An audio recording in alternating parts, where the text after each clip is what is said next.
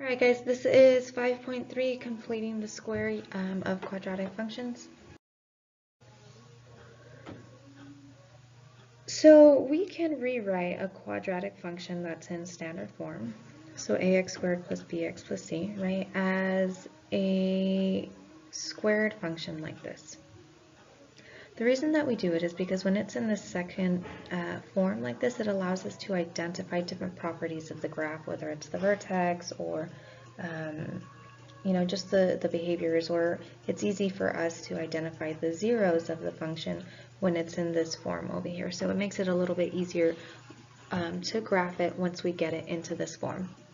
In this section, what we're going to do is we're going to learn how to move from standard form to this form here, which we'll later learn, which we'll later call vertex form, and actually solve for the zeros. So you already know how to solve for the zeros by taking the square root of each side, which cancels here, and you're left with x minus 3 is equal to 1. So to solve for the zeros, is equal to plus or minus 1.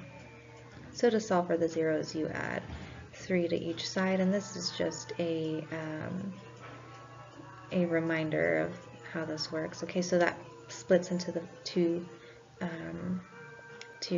expressions. 3 plus 3 gives you 6, and 3 minus 3 gives you 0.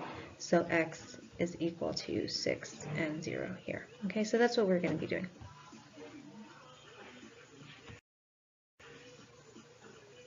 Here are the basic rules on how we're going to do it.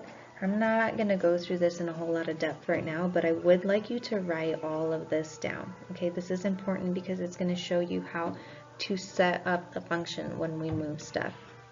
Okay, for the basic functions, you'll have 0 here. Sometimes you won't.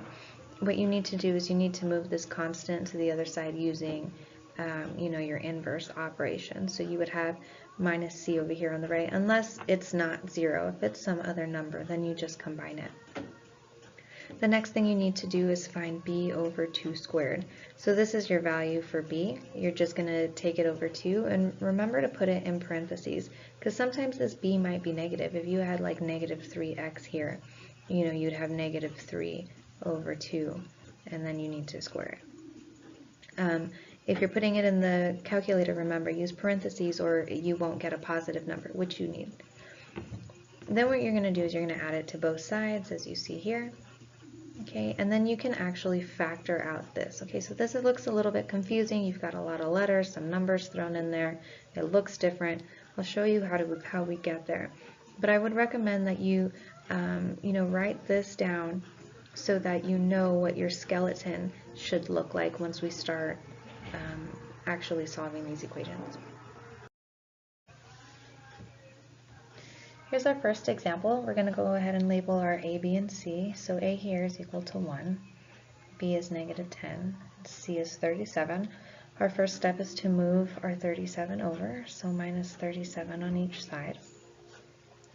And we're left with x squared minus 10x, and I want you to leave a space here, because remember, you have to add your b over 2 squared to each side. So here we have negative 37, and we're also going to add another little space here. So let's find b over 2 squared. So our b is negative 10 over 2 squared. So negative 10 over 2 is negative 5 squared, and negative 5 times negative 5 is 25. So we're actually going to add 25 here to each side.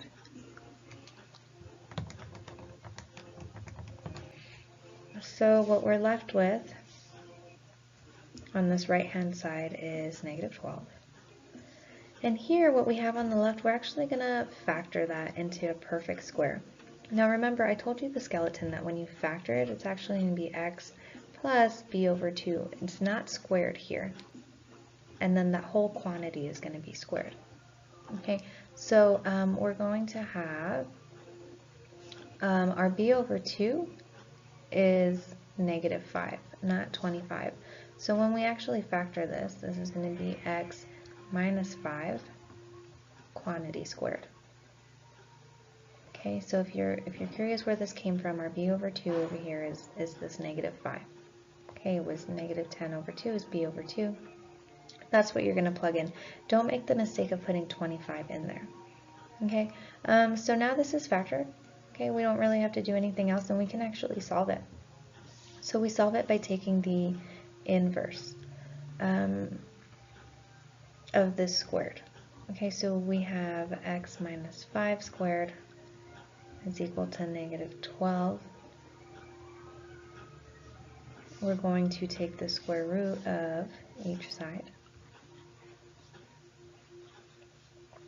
So that's going to cancel over here on the left, and we're left with x minus 5 is equal to the square root of negative 12. Now we've already gone over complex numbers, so this shouldn't scare you.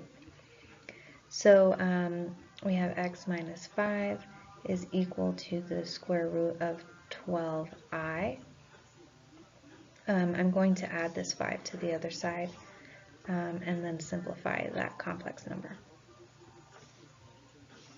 So we have x is equal to 5 plus the square root of 12i, which we can simplify. I'm going to move up here. We have 5 plus the square root of 4 times 3i. 5 plus the square root of 4, square root of 3i. The square root of 4 is 2. So now you have 5 plus or minus 2i square root of 3. Okay, you can put that I in the front so it's pretty. Okay, and this is x equals. Alright. If you follow the skeleton right here, guys, you won't mess up the factoring. Okay. If you want to factor this x squared minus 10x plus 25 the old-fashioned way, you know, with the bottoms up or by grouping, you can do that, but you're going to get the same answer. Let's go ahead and do the second example over here. So our a here is equal to 1, b is negative 6, and c is 8. We have to move it over to the other side, so minus 8 on each side. There's a 4 there, don't worry about it. It's just going to combine there with that 4, or with that negative 8. Okay, so remember, leave your space here. So 4 minus 8 is negative 4, plus leave your space for your b over a. So let's go ahead and find b over a.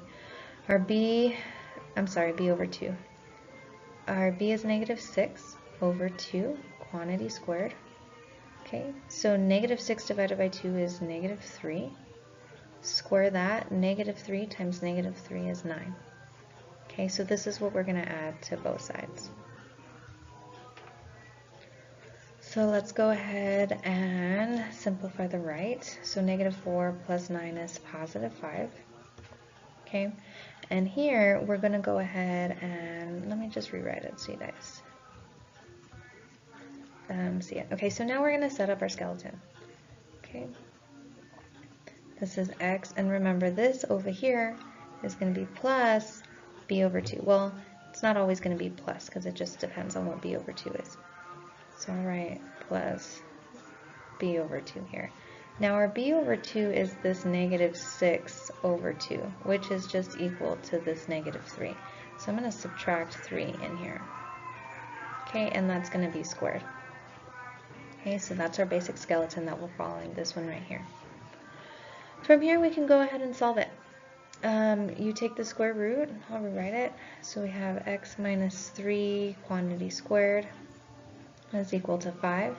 To solve it, we take the square root of each side. That squared cancels here. I'm going to move down here. So that we have x minus 3 is equal to the square root of 5. Add 3 to each side, plus 3. X is equal to 3 plus the square root of 5. Okay, and you can just leave it like that. I'm not looking for you to give me an exact value. We know that there is no square root of 5. So, I mean, you would have 3 plus or minus whatever that number is, but I'm fine with it if you leave it in radical form. that's it for your examples for this section. Be prepared to do stations tomorrow in class. If you have any questions, email me, shoot me a message through Remind, or ask me tomorrow in class.